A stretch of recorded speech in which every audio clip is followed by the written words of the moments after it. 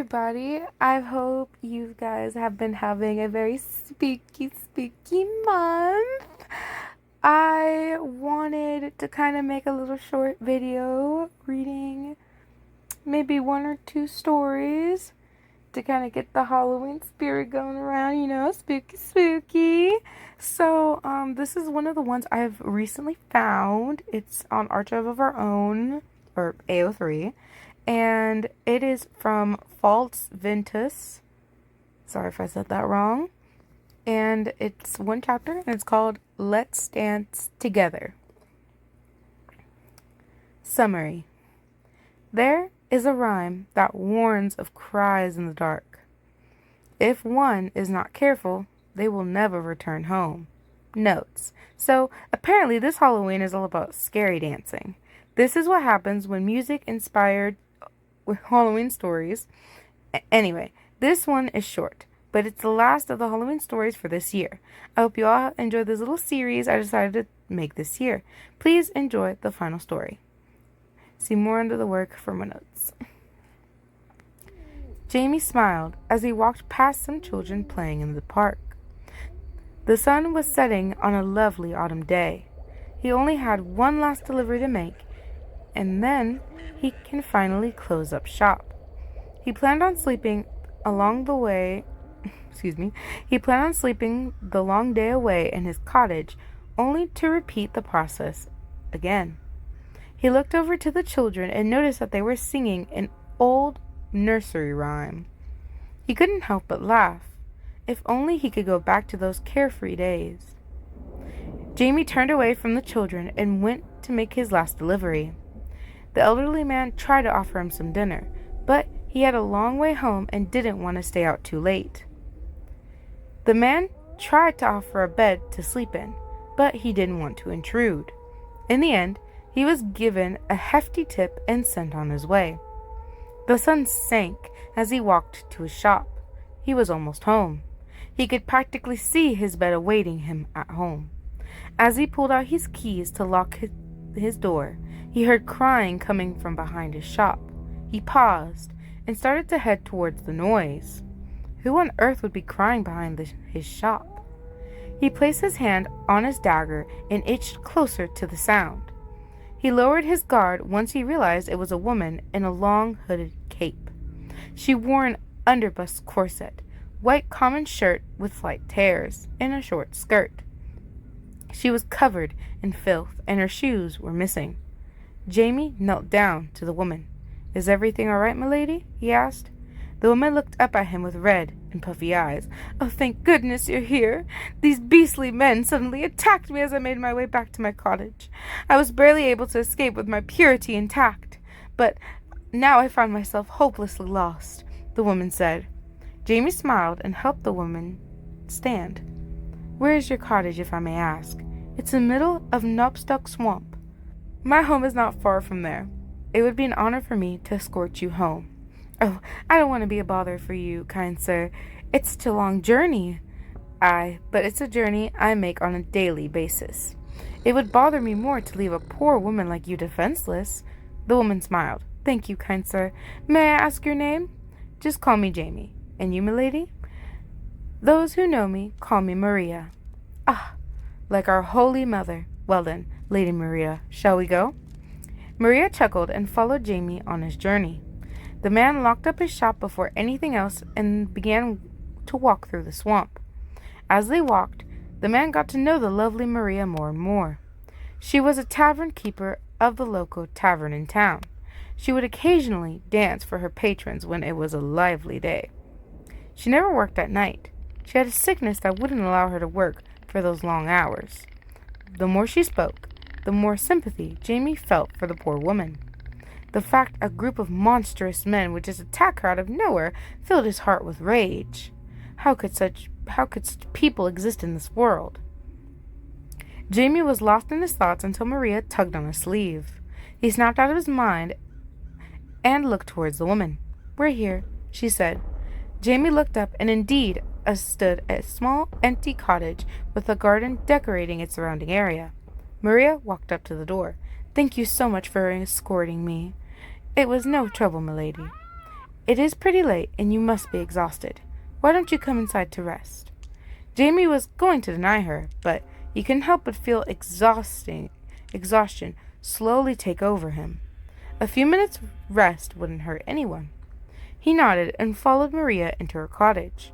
The woman shut the door behind her and began to start a fire. Jamie sat in a nearby chair and watched the woman bring life to the home. The fire embraced the cottage in a warm light. The sound of water boiling gave Jamie a sense of comfort.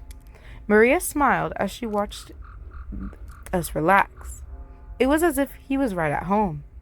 She silently fixed the man some tea and presented it to him. He gladly took it.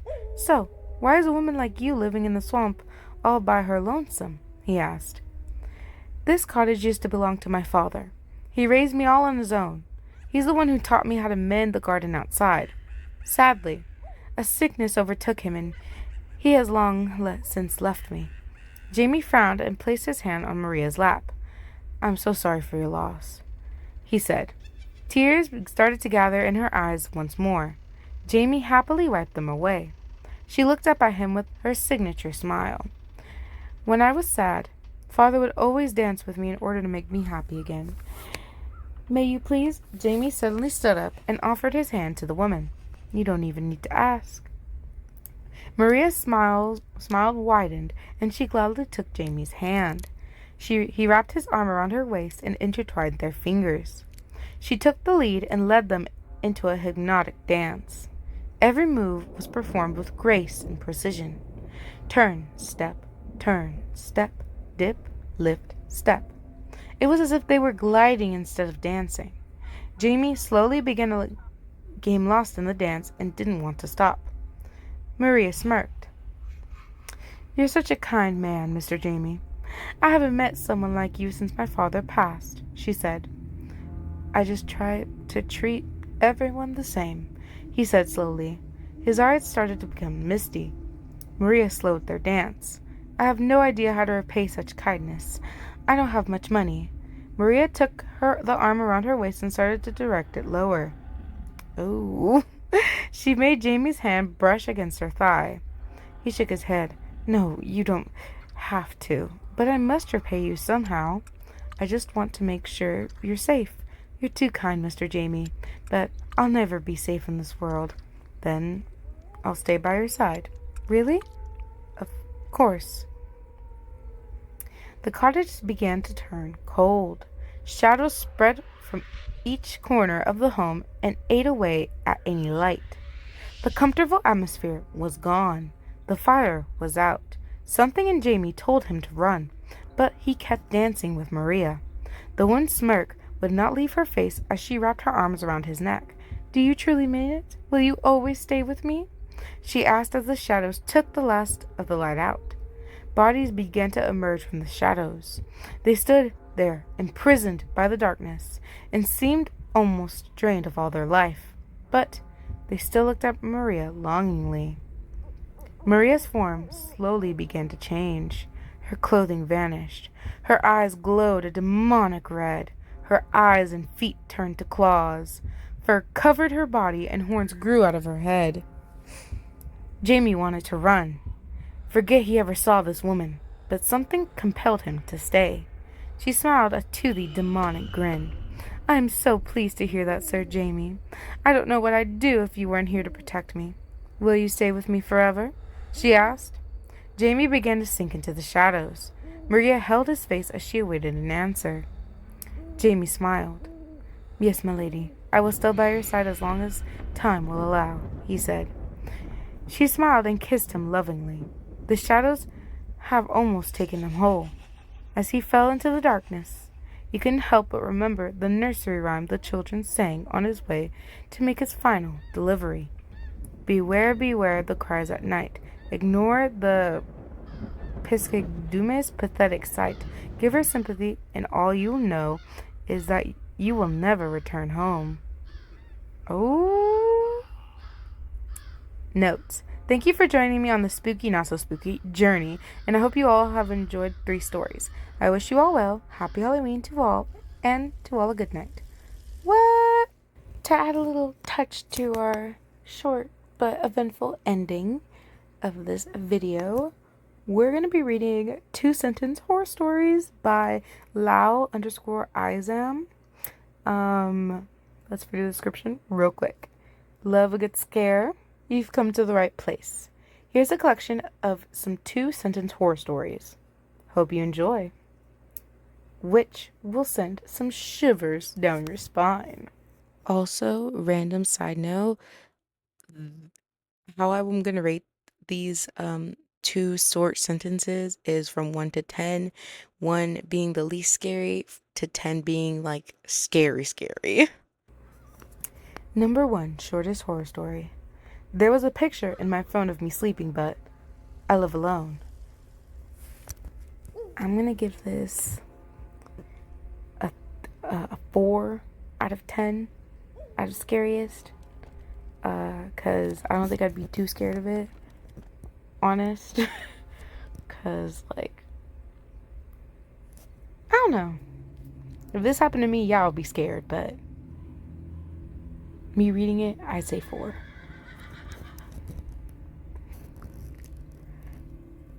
Number 2, sibling horror dilemma. My sister says that mommy killed her. Mommy says that I don't have a sister. I'm gonna rate this a 3 out of 10 of scariest, because I feel like I'd be going crazy and shit, you know. I don't know. Number 3, scary story. You hear your mom calling you into the kitchen. As you are heading down the stairs, you hear a whisper from the closet saying, "Don't go down there, honey. I heard it too." 10 out of 10. 10 out of 10. Because, girl, either it's going to be me in that closet with you or me jumping out the window. Because me running away, like, that's my automatic, like, fight or flight. I'm running away. Hell no. No, ma'am. No, ma'am. But no, ma'am. No, ma'am. 10 out of 10. Number 4. Spooky visitors. The last thing I saw was my alarm clock flashing 12:07 before she pushed her long, rotting nails through my chest, her other hand muffling my screams. I sat bolt upright, relieved that it was only a dream, but as I saw my alarm clock, it read 12:06. I heard my closet door creak open. 10 out of 10 because, oh hell no. Oh hell no. I'm jumping out the motherfucking window. Oh no. I'd be like, you know what? I take care of myself. Don't you worry. You can stay right back there. I'm moving houses. It's your house now. Okay, guys. One more. Number 5. Perks of cremation. I can't move, breathe, speak, or hear, and it's so dark all the time. If I knew it would be this lonely, I would have been cremated instead. I don't know, because this is a me situation. I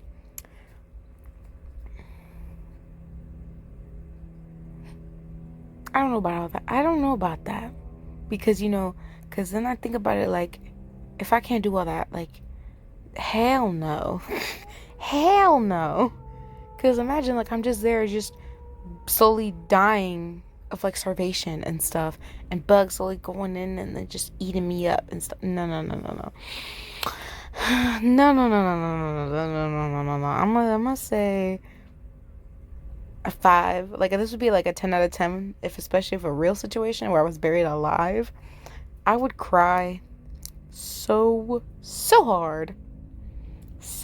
Oh no, I'd be dead by, like, because I would waste up all the oxygen just me breathing real hard. Oh no. No. I'm good. I'm so good.